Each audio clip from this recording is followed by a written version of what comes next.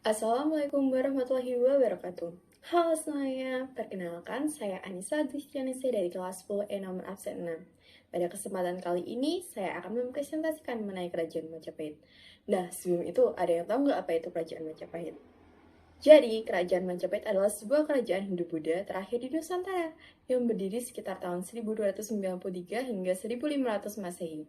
Nah, kerajaan ini tuh dianggap sebagai salah satu kerajaan terbesar dengan wilayah kekuasaan hampir mencakup seluruh Nusantara dan sebagian Asia Tenggara.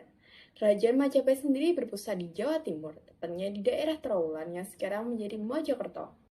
Di presentasi kali ini, saya akan membahas beberapa poin mengenai Kerajaan Majapahit. Yang pertama, itu latar belakang berdirinya Kerajaan Majapahit. Yang kedua, masa kejayaan Kerajaan Majapahit. Yang ketiga, fase kemunduran Kerajaan Majapahit. Yang keempat, raja-raja dari Kerajaan Majapahit. Dan yang terakhir mengenai bukti peninggalan Kerajaan Majapahit, serta daftar pustaka. Langsung saja kita menuju poin pertama, yaitu mengenai latar belakang berdirinya Kerajaan Majapahit. Jadi, berdirinya Kerajaan Majapahit itu diawali dengan runtuhnya Kerajaan Singasari pada tahun 1292 Masehi akibat dari pemberontakan yang dipimpin oleh Adipati Kendiri, yaitu Jaya Katuang. Jaya Katuang sendiri berhasil mengalahkan Singasari dan membunuh Kartanegara, yang merupakan raja terakhir Kerajaan Singasari. Namun, salah satu menantu Kartanegara, yaitu Raden Wijaya, berhasil melarikan diri ke Madura dan mencari perlindungan kepada Adipati Madura, yaitu Arya Wirawiraja. Atas saran dan bantuan Arya Wirawiraja, Raden Wijaya berpura-pura tunduk kepada Jaya Katuang dan menyatakan kesetiaannya. Sebagai bentuk kepercayaannya, Jaya Katuang memberikan sebidang tanah di hutan Tarik kepada Raden Wijaya untuk dijadikan pemukiman baru. Bersama para pengikutnya, Raden Wijaya membuka hutan tersebut dan mulai membangun basis kekuatan untuk merebut kembali tahta yang hilang. Dan pada saat yang bersamaan, pasukan Mongol yang dikirim oleh Kaisar Kubilai Khan dari dinasti Yuan tiba di Jawa. Mereka datang untuk menghukum Kartanegara karena sebelumnya menolak tunduk pada kekuasaan Mongol. Mengetahui hal ini, Raden Wijaya pun melihat peluang dan menjalin kerjasama dengan pasukan Mongol untuk menyerang Jaya Katuang di Kendiri.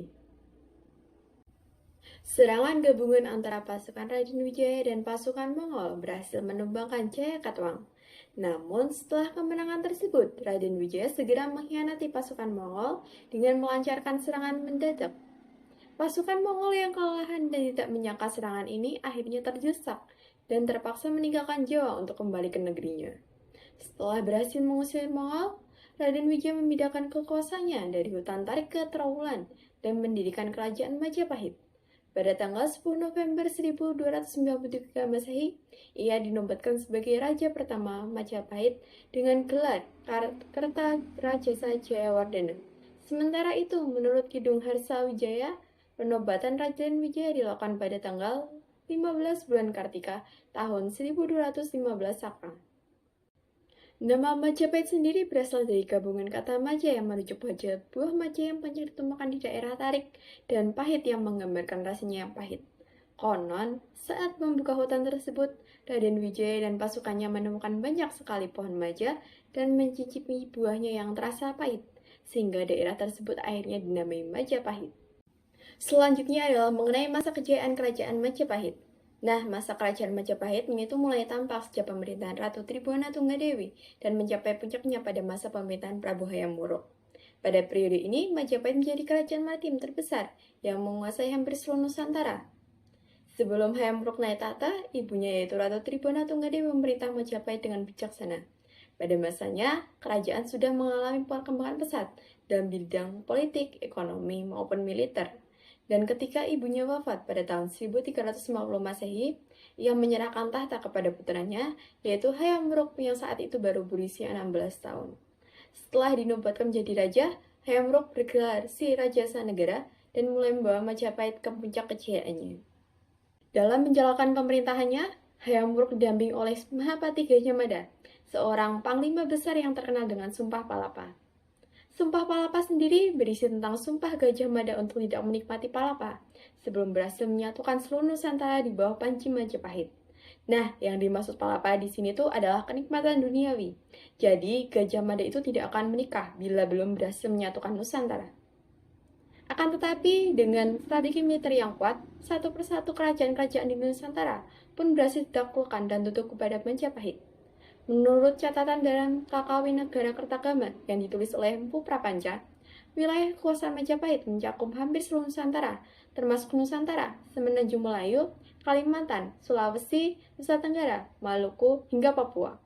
Bahkan, Majapahit memiliki pengaruh besar di wilayah luar Nusantara seperti Thailand, Kamboja, dan Filipina. Selain memperluas wilayah kekuasaan, Hayam Wuruk juga memperlihatkan kemajuan dalam bidang ekonomi dan perdagangan. Hal ini terlihat dari Kerajaan Majapahit yang menjadi pusat perdagangan maritim dengan jaringan dagang yang luas hingga ke Tiongkok dan India. Sistem pajak yang terorganisir dengan baik juga membuat kerajaan semakin makmur. Sementara di bidang kebudayaan ditandai dengan berkembangnya kesenian, sastra, dan arsitektur. Banyak candi-candi yang megah dibangun pada era ini. Di antaranya Candi Tikus, Candi Surawara, Candi Jabuk, dan lain sebagainya. Selain itu, karya sastra pun mengalami kemajuan pesat dengan lahirnya Kitab Negara Kertagama karya Empu Prapanca serta Kitab Sustasoma karya Empu Tantular. Sedangkan dalam bidang keagamaan, pada masa pemerintahan Hayam Wuruk, Hindu dan Buddha berkembang secara berdampingan. Hayam Wuruk yang dikenal sebagai penganut Hindu, sementara Gajah Mada adalah seorang penganut Buddha. Konsep keagamaan Hindu-Buddha dalam masyarakat Majapahit mencerminkan nilai toleransi dan keberagaman.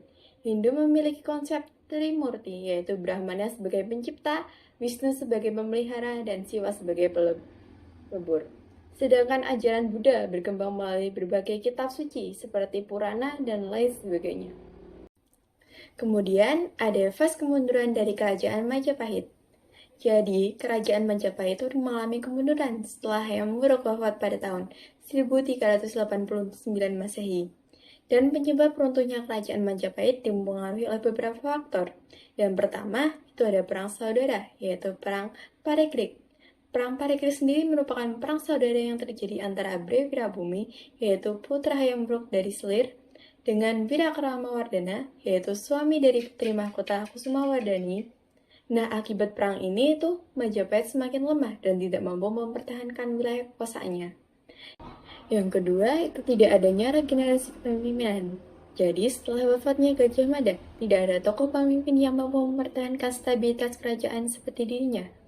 Gajah Mada yang dikenal sebagai pemimpin yang mampu mengontrol pemerintahan dengan kuat, tapi selama berkuasa, ia tidak memberi kesempatan bagi generasi muda untuk berkembang. Akibatnya, setelah Hayam Wuruk meninggal, Majapahit tidak memiliki pemimpin yang cukup kuat untuk menjaga keutuhan kerajaan. Yang ketiga yaitu pelepasan kerajaan-kerajaan bawahan. Nah, pasca perang Parikrik, banyak kerajaan bawahan Majapahit mulai melepaskan diri karena melihat kelemahan kerajaan pusat. Kerajaan-kerajaan seperti Demak, Gresik, Tuban, dan Malaka mulai berkembang sebagai kekuatan baru dan memilih untuk tidak lagi tunduk pada Majapahit. Yang keempat adalah tentang berkembangnya agama Islam di Jawa Timur. Jadi, pada abad ke-15, agama Islam berkembang pesat di wilayah pesisir Jawa melalui jalur perdagangan dan dakwah para wali songo. Semakin banyak masyarakat dan penguasa lokal yang memeluk Islam, sehingga dukungan terhadap pemerintahan Majapahit yang berlandaskan Hindu-Buddha semakin menurun. Kota-kota pelabuhan yang sebelumnya mendukung Majapahit, seperti Gresik, Demak, dan Surabaya, mulai beralih ke pemerintahan Islam.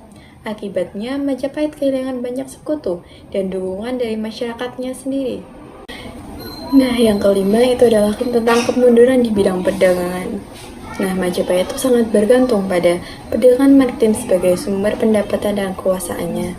Namun, dengan melemahnya pemerintahan pusat, Majapahit tidak lagi mampu melindungi jalur perdagangan dari ancaman luar. Keadaan ini semakin diperparah dengan kebangkitnya Kesultanan Malaka dan Kesultanan Demak, yang mulai mengambil alih peran sebagai pusat perdagangan maritim di Nusantara. Akibatnya, ekonomi Majapahit mengalami kemunduran drastis yang mempercepat keruntuhan kerajaan ini. Nah, kerajaan Majapahit sendiri mengalami keruntuhan total pada awal abad ke-16 ketika Kesultanan Demak yang dipimpin oleh Raden Patah menyerang ibu kota Majapahit. Kemudian ada raja-raja dari kerajaan Majapahit. Yang pertama itu ada Raden Wijaya. Raden Wijaya sendiri adalah pendiri sekaligus raja pertama kerajaan Majapahit. Yang kedua, Jayanagara. Jayanagara adalah putra Raden Wijaya dari Permaisuri Dyah Gayatri. Ia naik tahta setelah ayahnya wafat. Pada masa pemerintahnya diwarnai oleh berbagai pemberontakan internal, seperti pemberontakan Kuti dan Sura. Yang ketiga ada Tribhuwana Tunggadewi. Nah, setelah wafatnya Jaya Negara Tanpawaris, ibunya yaitu Tribhuwana Tunggadewi mengambil alih pemerintahan. Di bawah kepemimpinannya dan dengan dukungan Mahapati Gajah Mada, Kerajaan Majapahit mulai memperluas pengaruhnya ke berbagai wilayah Nusantara.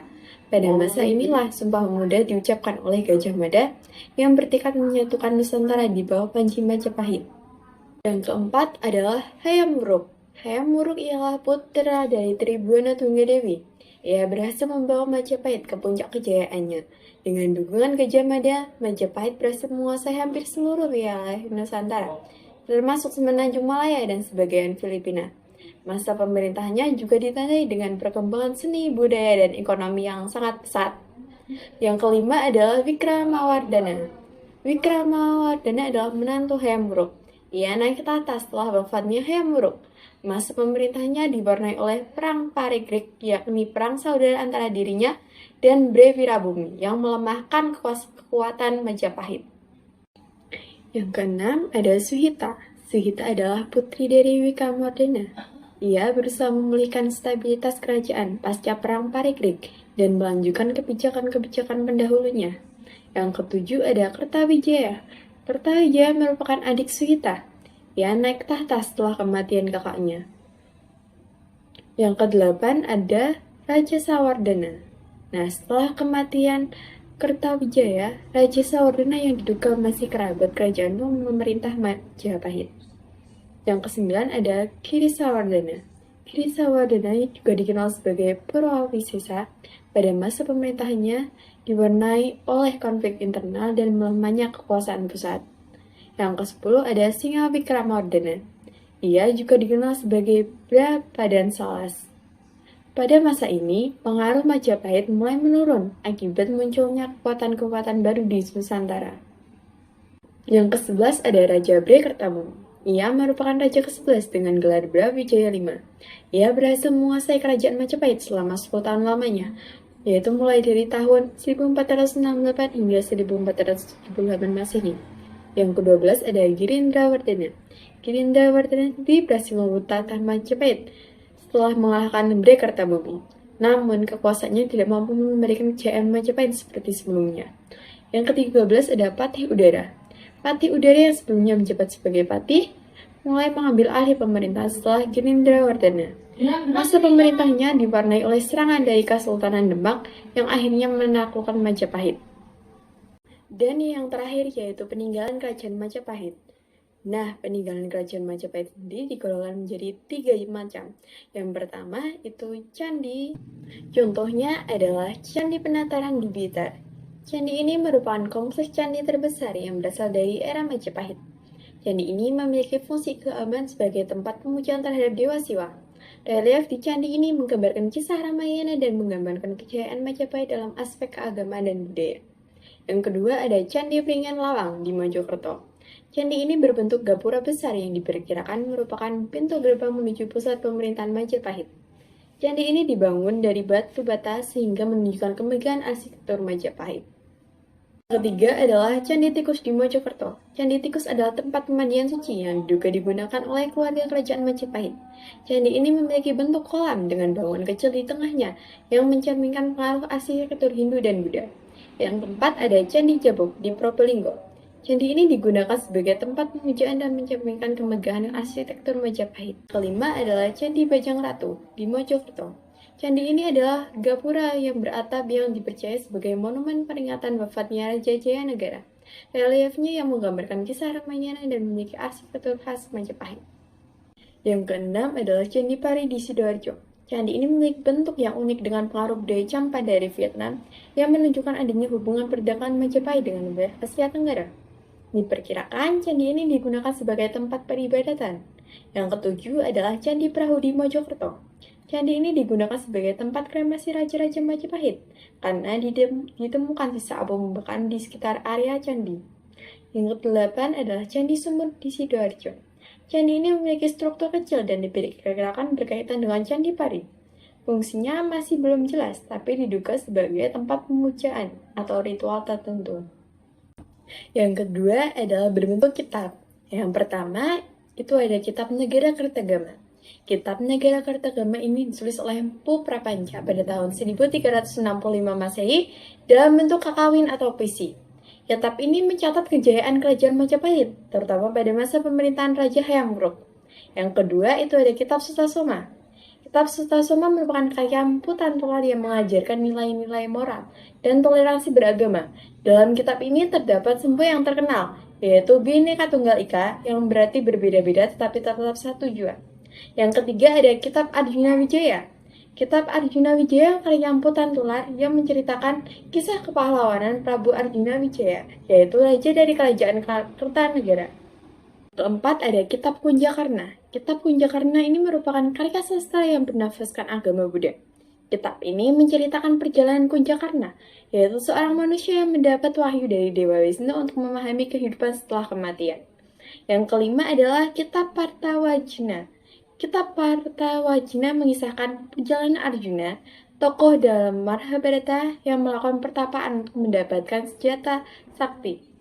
Selain itu, kitab ini juga menggambarkan konsep kepemimpinan dan kebijaksanaan yang harus dimiliki oleh seorang pemimpin. Yang ketiga itu berbentuk prasasti. Contohnya yang pertama hidup pada Prasasti Waringin Pitu. Prasasti ini berisi pembagian wilayah di dalam kerajaan Majapahit yang menunjukkan bahwa sistem pemerintahan kerajaan ini sudah sangat terstruktur. Wilayah-wilayah dalam kerajaan dibagi menjadi beberapa tingkatan, seperti nagari atau desa besar, watek atau kecamatan, dan ku atau desa kecil. Yang kedua itu ada Prasasti Canggu. Prasasti Canggu dibuat pada masa pemerintahan Raja Hayam Wuruk dan berisi peraturan mengenai penggunaan jalur sungai serta sistem transportasi perahu di wilayah Canggu. Keberadaan prasasti ini menunjukkan bahwa Majapahit adalah kerajaan maritim yang aktif dalam perdagangan baik di dalam negeri maupun antar wilayah. 3. Itu ada Prasasti Kudadu. Prasasti Kudadu dibuat oleh Raden Wijaya sebagai bentuk penghargaan kepada masyarakat desa Kudadu yang telah membantunya melarikan diri dari kejaran pasukan Jayakatwang dari kerajaan Kendiri. Yang keempat itu ada Prasasti Karangbogem. Prasasti Karangbogem berisi tentang aktivitas perdagangan dan pelayaran pada masa kerajaan Majapahit. Prasasti ini menunjukkan bahwa wilayah pesisir memiliki peran strategis dalam hubungan dagang antara Majapahit dan kerajaan-kerajaan lain di Nusantara. Keberadaan prasasti ini memperkuat bahwa Majapahit memiliki sistem ekonomi yang maju, terutama dalam sektor perdagangan maritim. Nah, itu dia state peninggalan kerajaan Majapahit yang menjadi sejarah dan tanda pernah berdirinya kerajaan Majapahit. Dan ini ada beberapa daftar pusaka yang saya gunakan. Kalau ada kesalahan mohon dimaafkan. Wassalamualaikum warahmatullahi wabarakatuh.